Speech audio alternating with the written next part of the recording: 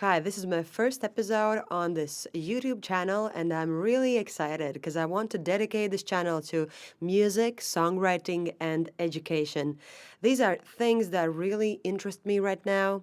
I am a professional musician for more than 15 years, and I am from Latvia. Through this channel, I hope to connect with more people all around the world and discuss all the endless possibilities of songwriting and education. And today I want to speak about a very, very interesting person for me that I discovered recently on internet. And this lady is called Corita Kent, and she was a nun. And actually, she was a very influential artist, and she also worked as a professor in a small Catholic school. So that's why this combination really is interesting for me. How can you be like so religious and also so free in your expression? And so she created a lot of interesting methods for her students to unblock the creativity of each person. And she really believed that everyone can be an artist, that in our deeper feelings, we all want to express them. And she created a word that is called plork. So pause this video right now and try to imagine what two words are combined in this word, plork. And if you thought well, then maybe you thought about playing and working.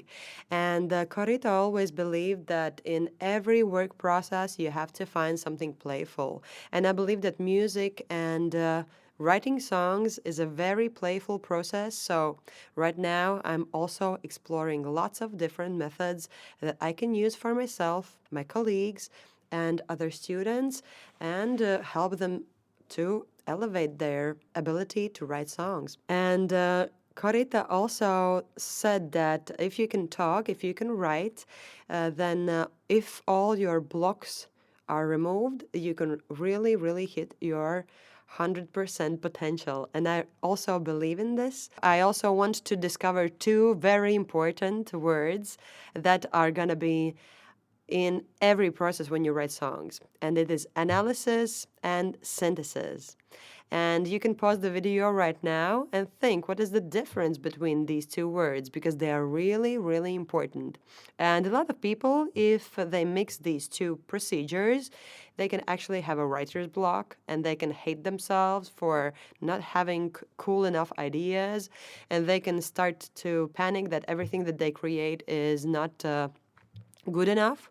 Synthesis is the process where you synthesize things. You have to create a lot of material, and there are a lot of methods that you can use. And I have my favorite methods that I will discuss in other videos in the future. So if you are interested in different methods, how to write good lyrics, then stay connected.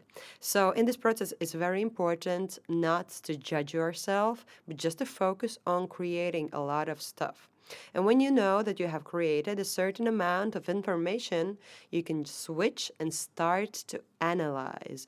And in this process, it's very important to stay focused and be really critical about yourself and say, hey, this phrase is good, but this one is not as good. And you can really freely like take it out and not be too sad about it because you have other cool ideas. And I think if you believe that from 10, maybe 2 or 3 ideas are going to be really, really cool, then I think it elevates the pressure and you are not so stressed about anything anymore because nobody is perfect, and you can just agree that nothing that you create is perfect. So if you have a full page of stuff you have done, then 3 ideas that are really good is a good accomplishment. So the big mistake that people make, that they mix these two procedures together, and when they synthesize a lot of stuff, they start to analyze it and they're like, oh no, this idea is not that good. Oh my God, I'm bad at everything. And they actually kill the vibe and they stop the process in the middle and they never get to the ending. So this was a great discovery for me, and I believe that I also had some history moments when I wrote songs that I just said, hey, this doesn't make any sense. I'm going to stop now, because I was just analyzing stuff that wasn't ready to analyze. So always remember that there is difference between analysis and synthesis, and never mix those two things together. First you do the synthesis with different methods that you can use, and then you analyze what you have done. And I really believe that if you will train your brain to think in this pattern, you will feel more comfortable about yourself, and you will discover that you have actually a lot of things to say.